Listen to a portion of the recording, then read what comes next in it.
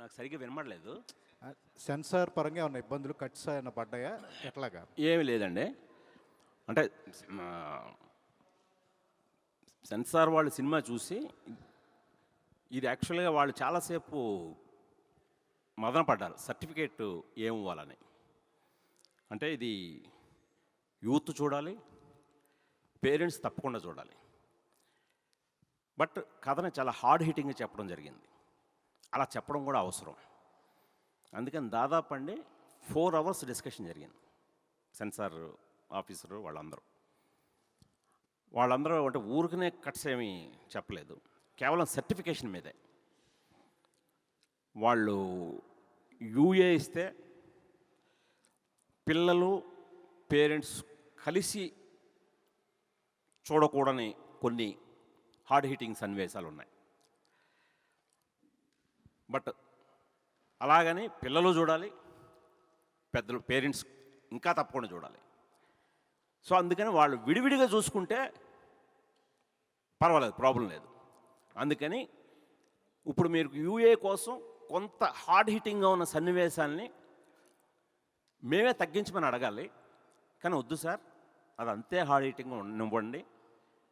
అందుకని ఏ సర్టిఫికేట్ తీసుకోండి సార్, అప్పుడు మీరు ఏమి తీసారో అది మొత్తం అలాగే ఉంటుంది. పిల్లలు చూస్తారు, పెద్దలు చూస్తారు, కలిసి చూడకపోవచ్చు. కానీ ఇండివిజువల్గా ప్రతి ఒక్కరు చూడాల్సిన సినిమాగా అని చెప్పి వాళ్ళు ఏ సర్టిఫికేట్ ఇవ్వడం జరిగింది సార్. మీరు ఈ సినిమా ప్రమోషన్స్లోనే ఒక విషయం చెప్పారు, నెక్స్ట్ జన్మంటూ ఉంటే డైరెక్టర్గా పుట్టను అని చెప్పేసి ఒక మాట అన్నారు. అంటే ఏంటండి, ఒక జీల్తోనే వస్తాం ఇండస్ట్రీకి, డైరెక్టర్గా నిరూపించుకున్నారు, already you are proved. But ఎందుకు ఆ ఫీలింగ్ వచ్చింది? ఇప్పుడున్న జనరేషన్ ట్రోలింగ్గా ఏంటి, వీటన్నిటిని దృష్టి పెట్టి ట్రోలింగ్ ఎప్పుడు ఏ రూపంలో ఎప్పుడు ఎలా ఏది ఉంటుంది మనకి ఇప్పుడు లేదు, అప్పుడు ఇంకో రకంగా ఉండేది.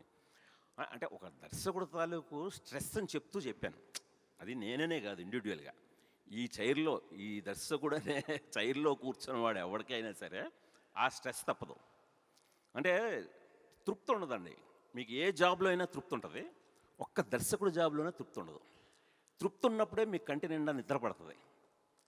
సో అందుకని 1992లో కంటి నిండా నిద్ర వదిలేసిన నేను, అది అలా కంటిన్యూ అవుతుంది. ఎప్పుడైనా కంటి నిండా నిద్ర పట్టాలంటే వచ్చే జనంలో నిద్రపోదాంరా అని చెప్పి నేను ఆ మాట అన్నాను. గుణశేఖర్ గారు, నిన్న సినిమా చూసిన వాళ్ళు కొంతమంది కాల్ చేశారు నాకు మార్నింగ్, చాలా అద్భుతంగా ఉందని చెప్పారు. అయితే ఇక్కడికి వచ్చిన తర్వాత ఇంకా అద్భుతంగా ఉందని చాలామంది ఇప్పుడు చెప్పడం జరిగింది. I'm very happy. Advance congratulation. Thank you. And పర్టికులర్గా ఈ సినిమా విషయంలో రియల్గా కొన్ని సంఘటనలు అన్నారు, కానీ రియల్గా హైదరాబాద్లో జరిగిన సంఘటనలు యథాతథంగా తీశారంటారు. అది ఎంతవరకు? అదే అండి, అది నేను చెప్పినట్టుగా కొన్నిటిని నేను బేస్ చేయాలని ట్రై చేశాను. అంటే ముందు కథకి స్ఫూర్తి అవే డ్రైవ్ చేసినవి 1-2 సంఘటనలు. బట్ నేను రాయడం మొదలెట్టాక అలాంటివి ప్రతి సిటీలోనూ, ఇండియాలోనే కాదు, ఈవెన్ అబ్రాడ్లో కూడా జరిగాయి. సో అందుకని అలాగా చాలా ఇన్సిడెంట్లు కనబడతాయి మీకు. కొన్ని ఇది అక్కడ జరిగింది కదా, ఇది పంజాగుట్లో జరిగింది కదా, ఇది జూబ్లీ హిల్స్లో జరిగింది కదా, లేదు ఇది ఇక్కడ సీతంపేటలో జరిగింది, వైజాగ్లో. ఇలాగ ప్రతి ఒక్కడూ కనెక్ట్ అయ్యేలాగా నాకే చెప్పారు చూసిన వాళ్ళు, సార్ అది ఆ ఇన్సిడెంట్ కదా అని. అది కాదు యాక్చువల్గా, బట్ అన్నిట్లోనూ ఆ సారూప్యం కనిపిస్తుందండి. అంటే మీ సినిమాలు అనగానే ఒక బడ్జెట్ వేసుకున్నా కానీ ఏ రోజు ఆ బడ్జెట్లో సినిమాలు వచ్చుండవు నాకు తెలిసినంత వరకు. దానికి డబల్ ఉంటుంది, ఇదే ఉంటుంది. అలాగే భారీగానే మీ సినిమాలు కనపడతాయి, రియలిస్టిక్గా ఉంటాయి. పర్టికులర్గా ఈ సినిమాలో మన సొంత సినిమా, మన ఫ్యామిలీ సినిమా. అలా మీ బడ్జెట్ని మీ పిల్లలు, మీ వైఫ్ ఏదైనా అబ్జెక్షన్ పెట్టిన సందర్భాలు ఏదైనా ఉన్నాయా? వాళ్ళు ఇంకా డేంజరు. నేనన్నా ఇంకా కంట్రోల్గా భయపడుతూ నేను లేదు చాలు అంటే వాళ్ళ ఇప్పుడు కథ చెప్పేటప్పుడు మన డైరెక్టర్స్ ఏంటంటే బాగా ఎగ్జాగరేట్ చేసుకుంటూ ఎక్సైట్ అవుతూ చెప్పేస్తాం ఏవో. అవునండి. సో కొన్ని మనం తీసేటప్పుడు అంత అవసరం లేదు, కొన్ని తగ్గించవచ్చు. బట్ నీలిమ యుక్తలో అలా నన్ను కాంప్రమైజ్ అవ్వడం లేదు. ఇప్పుడు ఫర్ ఎగ్జాంపుల్ భూమిక్ గారు ఒక చిన్న సీన్లో తాగి వాటర్లో పడిపోవాలి స్విమ్మింగ్ పూల్లో. ఇది నేను చెప్పేటప్పుడు స్కై స్క్రాపర్ మీద ఉన్న బాల్కనీ పైన ఉన్న టెర్రస్ మీద ఉన్న స్విమ్మింగ్ పూల్లో పడిపోతుంది ఆవిడ, ఇదని చెప్తే అలా ఊహించేసుకున్నారు. వాడు స్కై స్క్రాపర్ మీద తీయాలంటే దాదాపు ఒక 7-8 లక్షల వరకు ఖర్చు అవుతుంది దాని రెంటే. సో అందుకని నేను స్విమ్మింగ్ పూల్లో పడిపోవడం కావాలి నాకు, గ్రౌండ్ ఫ్లోర్లో ఉన్న స్టార్ హోటల్లో పెట్టాను నేను. వాళ్ళు నో స్కై స్క్రాపర్ అన్నావు కదా, అక్కడ తీయాల్సిందే అలా అక్కడే తీయించాడు నా చేత. భూమి గారు రే వాటర్ వంట ఇచ్చారా? ఎప్పుడు ఏ ప్రెస్ మీట్లోనే ఎక్కడా కూడా చూడండి ఎమోషన్ ఈ సినిమాలో ఇప్పుడు మాకు చూపించారు. మీరు అంత ఎమోషనల్గా మీరు ఫీల్ అయినట్టుగా మాకు అనిపించింది. ఎందుకు అంత ఎమోషన్ అవ్వాల్సి వచ్చిందంటే? Even I don't know. I think I got really touched seeing the film. Chala special ga, chala hard hitting.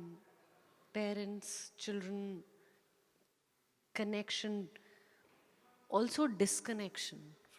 That gap. Not just connection, the disconnection, the gap between parents and children. It's a very hard hitting film. How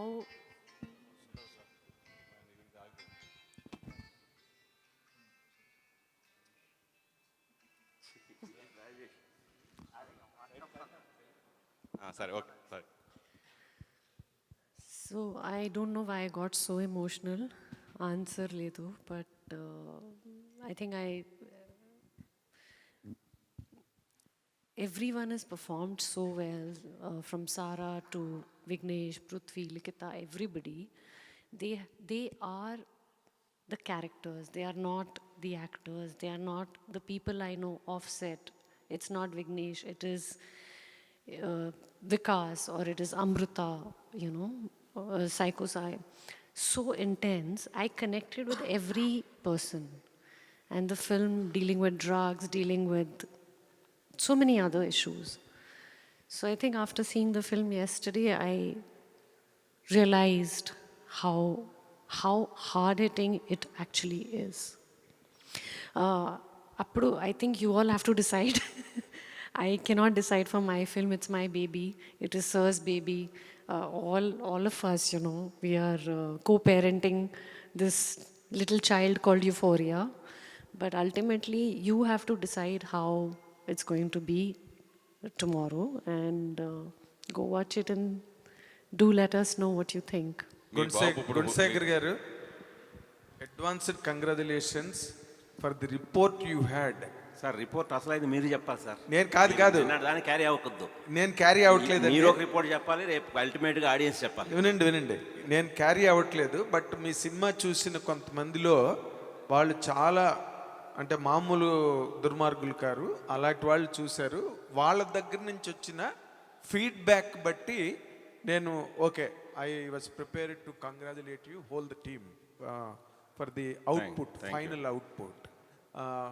మీరు 100% hard heating అన్న మాట నా ఇంటర్వ్యూలోనే చెప్పారు, ఇప్పుడు చెప్పారు, చాలాసార్లు అన్నారు. And this is going to hit the box offices very hard. 100%. That is the outcome of all the synopsis I had with me. Bhumika గారు, Sir. మీరు చాలా మూవ్ అయ్యారంటే ఒక యాక్ట్రెస్గా మీరు ఎన్ని సినిమాలు చేశారు. I don't think that an actress of that experience can very easily move to tears. Just remembering that what you have seen yesterday night, that is more important. ఎప్పటి నుంచో మీరు సినిమా యాక్ట్ చేస్తున్నారు కదా, ఇప్పుడు ఈ క్యారెక్టర్ పరంగా మీరు move అయ్యింది as a mother, or as an actor, or as a general public? General public. General public. General public. My experience of last so many years and whatever films I've done, no. My profession as an actor, no. Me as Bhumika in the theatre as an audience, I could not sleep all night.